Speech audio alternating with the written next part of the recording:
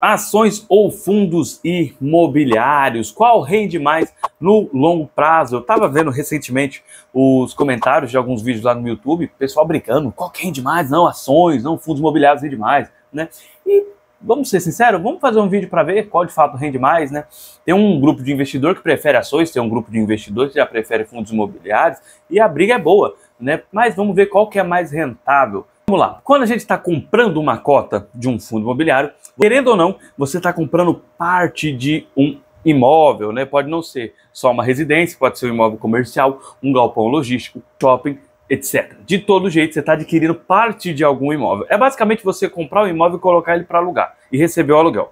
Pronto, fácil de entender. Porém, comprando grandes prédios, grandes construções com uma menor quantidade de dinheiro. E quando você vai lá e compra uma ação, você está comprando o quê? Você está investindo, colocando seu dinheiro para dentro de uma empresa. E se tratando, primeira coisa, de escala, o imóvel ele vai ter uma quantidade máxima que ele pode colocar para alugar. Vamos supor que tem um shopping e tem todas as salas ali, os pontos comerciais, tudo para alugar. Ou seja, tudo para arrendar ali para alguém, tudo para alugar. E tem um limite, né, devido ao tamanho que ele pode colocar de empresa. Ali você tem o quê? Você tem um Burger King, ali você tem um McDonald's, ali você tem um negócio sei lá o quê. Ou seja, tá tudo ocupado, tá tudo o quê? Tá tudo alugado. Então, ele não consegue aumentar mais do que isso daí. Ah, vai abrir um buraco aqui. Não, não dá. Quando a gente fala de uma empresa, às vezes você investe em uma empresa, que ela é menor, ela dá uma quantidade baixa de lucro, digamos assim, porém, essa empresa, ao longo dos anos, se ela não quebrar devido à tributação no Brasil, ela vai acabar escalando e crescendo muito mais, aí ela vai multiplicando o lucro, coisa que um imóvel não pode fazer. A não ser que esse fundo compre mais imóveis e assim vai expandindo a sua carteira, mas não é a mesma coisa para se escalar do que a escala de lucro de uma empresa.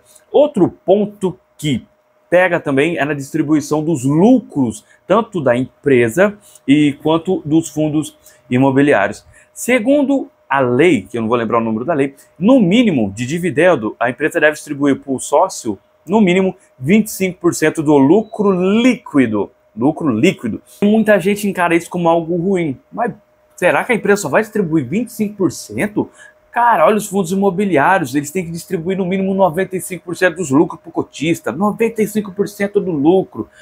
E por que eu acho isso algo ruim? Imagina que você tem ações lá da Tesla. Você prefere que o Elon Musk dê esse dinheiro para você investir através dos dividendos, ou você prefere que ele distribua uma quantidade menor e o resto do dinheiro fica na mão da Tesla para a Tesla saber como ela vai reinvestir no próprio negócio?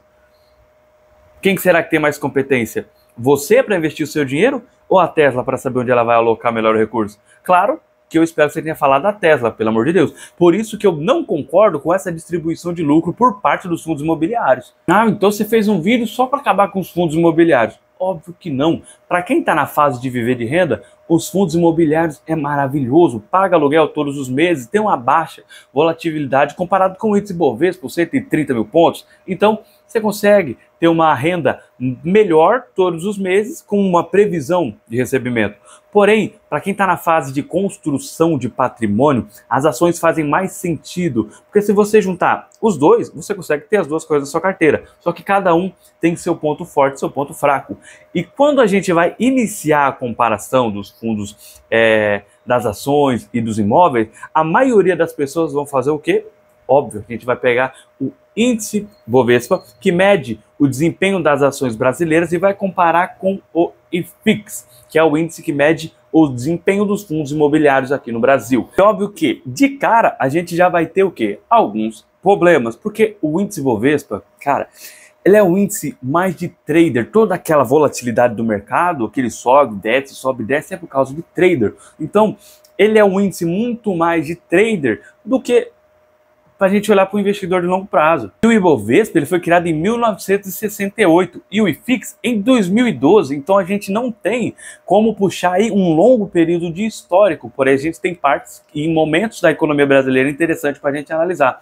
Para a gente não perder a oportunidade, né, a gente pode puxar o histórico dos índices lá do dia 4/9 de 2012. 12. Uma coisa interessante que a gente já consegue pegar de cara ali, de 2012, já partindo ali para 2015 e 2016, a gente consegue pegar o quê? O período do impeachment da presidente Dilma Rousseff, que foi ali em meados de 2016, 2015, né?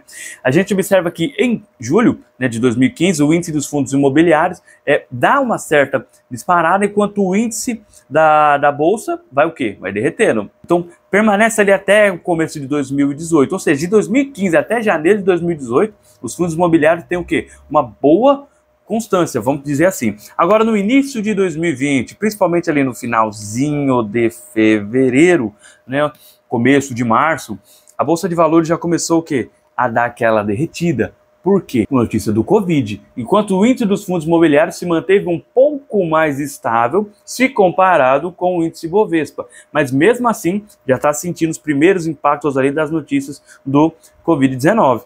A declaração de estado de calamidade pública, todo aquele rolo lá que a gente acompanhou na prática. Depois, o índice continuou basicamente numa linha reta, em subida. Pouca queda, vai de novo, segue por causa da volatilidade. Só que em subida.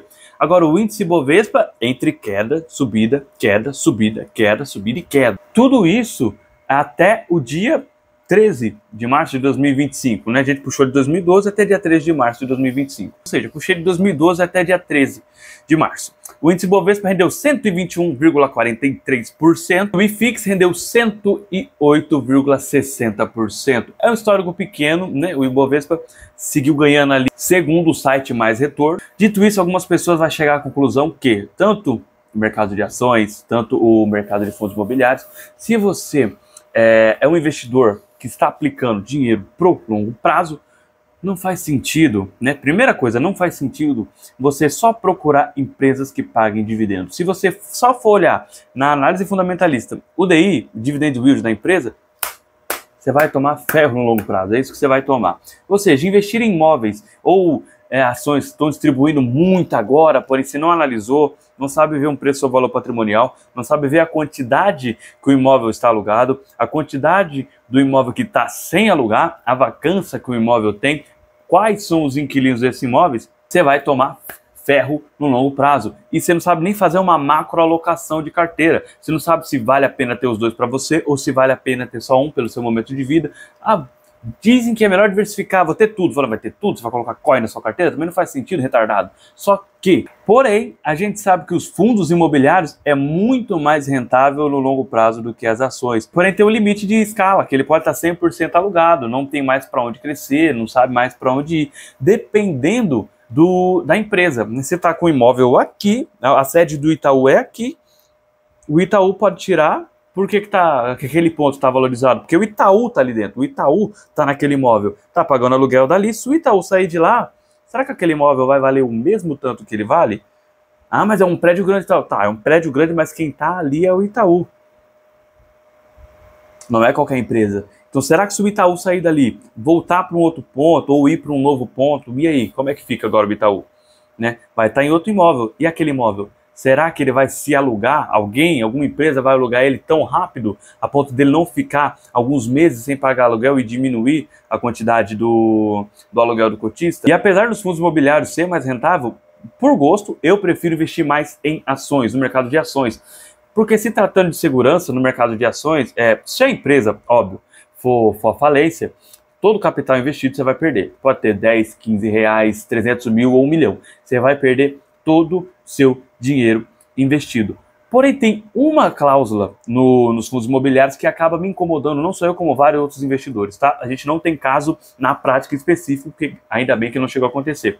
Caso aquele fundo precise ressarcir algum dinheiro, ou sei lá, deu algum problema financeiro naquele fundo, e os cotistas vão ter que aplicar dinheiro naquele fundo, com possibilidade de perca de capital. Então, eu nunca entendi o porquê dessa cláusula. E, de novo, eu volto no ponto que eu não gosto dos fundos imobiliários distribuindo 95% dos lucros. Se distribuísse uma quantidade menor, poderia ficar com uma quantidade maior em caixa e tirar essa cláusula, caso precise ressarcir algum dinheiro ou, sei lá, a bomba que estourou, para acabar o cotista recebendo menos risco do que ele já corre no mercado de ações. Mas, de fato, a gente não viu isso na prática. Nenhum fundo ainda bem precisou ressarcir ninguém e tudo mais. A gente não viu nada disso acontecer na prática ainda. Por gosto, eu prefiro de ações em números fundos imobiliários, por se tratarem de terras, que você nunca vai ver um cara que comprou terra e se ferrou.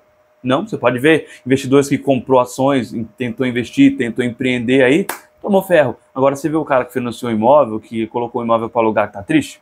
Não tá. Então terra é muito mais vantajoso no longo prazo. Em quantidade de escala, as ações, em quantidade de segurança, em longo prazo, né? Só que as ações é um gosto pessoal. Se você gostou desse vídeo, se inscreve no canal, ativa o sino nas notificações, clica no botão de gostei e até o próximo vídeo.